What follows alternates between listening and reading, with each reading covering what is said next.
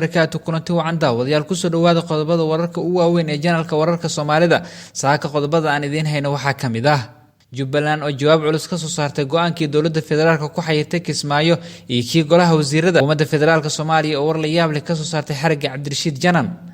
ciidamada Itoobiyaan ah oo la geeniyay Dhuusamareeb dil xalay ka dhacay magaalada Muqdisho ee faahfaahin ka soo baxaya gudoomiyihii mid kamid ah guddiga doorashooyinka Jubbaland oo xabsiga la dhigay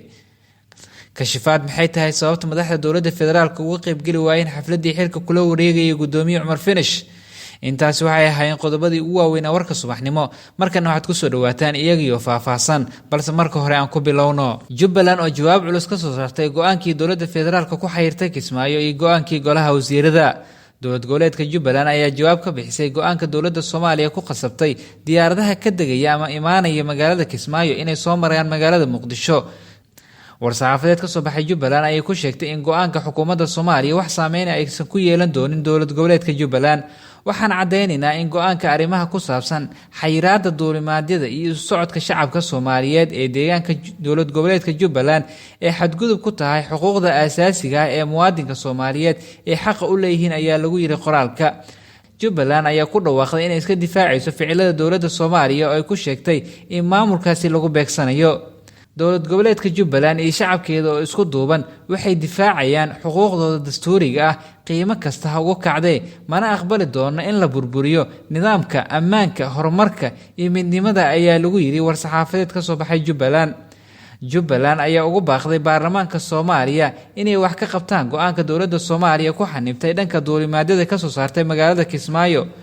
waxaan ka codsanaynaa wakiilada golaha shacabka ee Jubbaland ee ka wakiilka ah shacabka Soomaaliyeed iyo aqalka sare oo wakiilka ah dowlad goboleedyada dalka golayaasha ka codsaday in kalsoonida la siiyo xukuumadda ku tumanayso dastuurka iyo shuruucda dalka u yaala iyo inay gutaan waajibaadkooda la xisaabtanka xukuumadda xal degdeg ah ka soo saaraan ku tumashada dastuuriga ah ee shuruucda dalka u yaala ayaa lagu yiri warmurtiyeedka ka soo baxay dowlad goboleedka Jubbaland booliiska Soomaaliya ayaa garoonka diyaaradaha Muqdisho ku xiray wasiirka amniga Jubbaland Cabdirashiid Xasan Nuur Janan sida ila wareedyo muhiim oo lagu kalsoonaan karo ay xaqiijiyeen Cabdirashiid Janan ayaa magaalada Muqdisho u soo maray si uu uga sii gudbo magaalada Addis Ababa ee dalka Itoobiya go'aanka dowladda Soomaaliya ahaa in diyaarad kasta oo ka baxaysa ama ka soo degaysa Kismaayo soo marta Muqdisho ayaa Janan ku qasabtay inuu Muqdisho yimaado maadaama aysan jirin diyaarad toos ah oo aadi karta Addis Ababa oo ka baxaysa magaalada Kismaayo iyadoo la fulinayo go'aanka dowladda Soomaaliya wasiir ku-xigeenka wasaaradda batroolka iyo macdanta mudane Maxamuud Cabdulqaadir Hilaal ayaa sheegay in Cabdirashiid Janan loo haysto dambiyo badan oo uu ka galay reer Gado sida uu hadalka u dhigay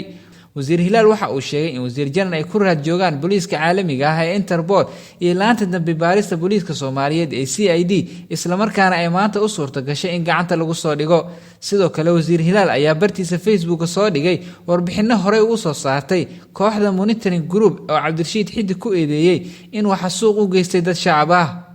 waxaa jiray dacwo hore uga soo oogtay xeer ilaalinta qaranka oo loo xiray maxbuus 4 qof ah oo sanadkii 2015 dilal ka geystay doolow kadib markii xabsiga ay kala baxeen sida lagu eedeeyay hase yeeshee maxkamadda gobolka Banaadir ayaa baabi'isay dacwadaasi 3 bishii Abriil 2019 kadib markii sida la sheegay ay ka laabatay xeer ilaalinta dowladda Soomaaliya ayaa wado qorshe lagu daadgureynaya ciidamo kala duwan magaalada caasimadda u ah dowlad goboleedka Galmudug ee Dhuusamareeb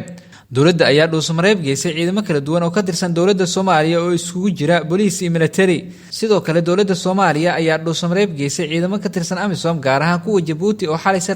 oo habeen hore si rasmi u la wareegay qeymo kamid ah xafiisyada dowlad goboleedka Galmudug ee Dhuusamareeb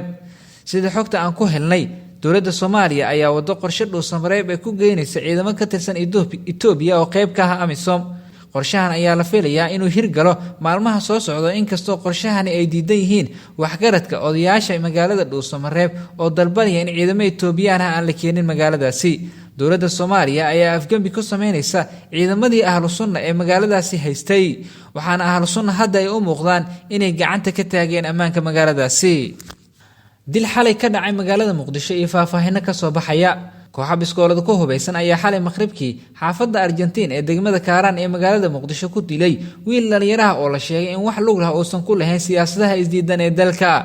goobjoogyaal ku sugan xaafadda Argentina ayaa ku waramay in kooxo biskoolada ku hubeysan ee risaas la dhaceen Cadaawe Cabdulle Fere oo kamid ahaa dadka deegaanka xaafadda Argentina aadna looga yaqiinay halkaasi.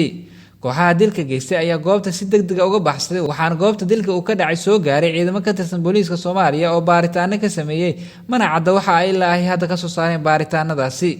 dilalka ka dhaca Muqdisho ayaa muddooyinkii u dambeeyay waxa ay ahaayeen kuwo aad u yar waxaana magaalada Muqdisho xaafadeeda inta badan laga howlgeliyay ciidamo booliis oo aad u badan iyo kuwo nabad sugid ah. gudoomiyihii mid kamid ah guddiga doorashooyinka Jubbaland oo lagu xiray Kismaayo waxaa magaalada Kismaayo lagu xiray gudoomiyihii guddiga doorashada Jubbaland garabka la magac baxay isbedel doonka dowlad goboleedka Jubbaland ee uu hogaamiyay Cabdirashiid Xidig.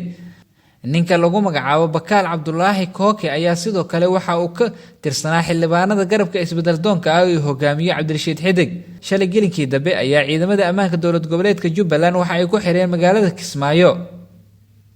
xilli uu doonayay inuu u safro magaalada Muqdisho ee caasimadda Soomaaliya.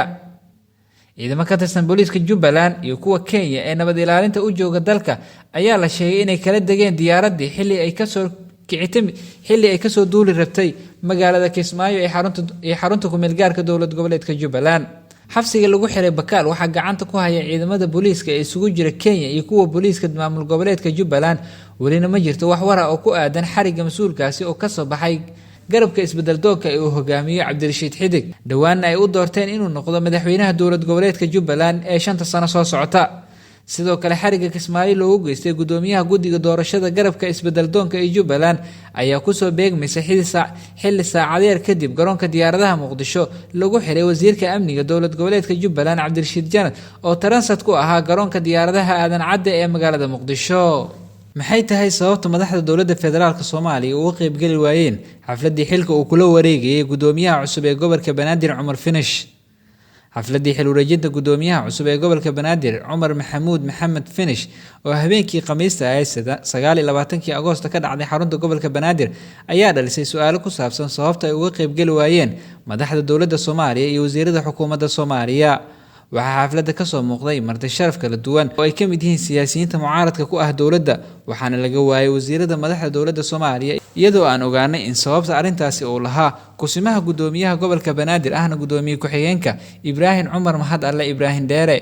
xogta aan helnay ayaa sheegaysa in guddiga qabanqaabada xafladda uu madaxda ka ahaa Ibraahim Dheere aysan wax casuumaad ah ogeysiin u dirin madaxda iyo mas'uuliyiinta xukuumadda arintaasi oo gaar ahaan uga xil saarnaa gudoomiye ku-xigeenka balse uu si ku talagal ah ama qorshe kale dartiisa uga baaqday inuu casuumaad ku wargeliyo madaxda. kadib markii ay bilaabatay xafladda xil wareejinta ayaa la sheegay inay yimaadeen su'aalo ku saabsan madaxda dowladda Soomaaliya iyo xukuumadda maxay uga maqan tahay xafladda waxaana qaarkood oo la xiriiray ay sheegeen inaysan wax war ah ka haynin xafladda uu xilka kula wareegayo gudoomiyaha cusub ee gobolka Banaadir. gudoomiyaha cusub ee gobolka Banaadir ayaa ku-xigeenkiisa kala hadlay sababta uusan u casuumin madaxda dowladda Soomaaliya taasoo uusan jawaab ku qanca ka bixinin gudoomiyaha arintaasi. taliyaha cusub ee ciidanka booliiska Soomaaliyeed oo ballan qaaday in la furi doono wadooyinka Muqdisho ee xiran. taliyaha ayaa sheegay inay qaadi doonaan dhagxaanta waaweyn ee lagu xiray wadooyinka isla markaana ciidanka booliiska ay mas'uuliyadda iska saari doonaan arintaasi. waxa uu sheegay in maamulka gobolka Banaadir ay kala kaashan doonaan furitaanka wadooyinka si loo xaqiijiyo wada shaqeynta ciidanka booliiska iyo maamulka gobolka Banaadir. dhanka kale gudoomiyaha gobolka Banaadir Cumar Maxamed Finish ayaa ka qayb galay munaasabadda xilka uu kula wareegayay taliyaha cusub ee ciidanka booliiska Soomaaliyeed waxaana gudoomiyaha habeen hore uu sheegay in la furayo wadooyinka Muqdisho.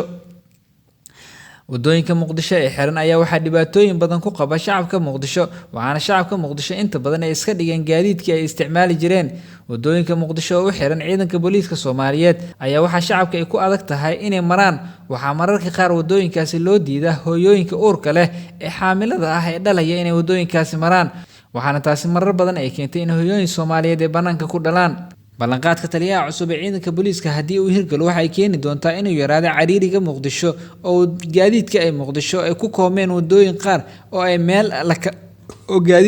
ay kala maraan laayihiin maadaama inta badan jidcadayaashii Muqdisho lagu gooyay dhagxaan. dadka qaar ayaa qaba haddii la furo wadooyinka Muqdisho inay kordhi karaan qaraxyada ka dhaca Muqdisho inkastoo dadka qaarna ay qabaan in wadooyinka xirnaashahooda aysan qaraxyadu wax saameyn ku yeelanin. daawadayaal intaas waxaan kusoo gabagabaynaynaa warka subaxnimo. fadlan haddii aad nagu cusub tahay nagu soo biir oo subscribe saar channelkeena gambaleelkana furo si ay kuu soo gaaraan wararkii ugu dambeeyay ee dalka. waad ku mahadsan tahay la socodka iyo daawashada warkeena.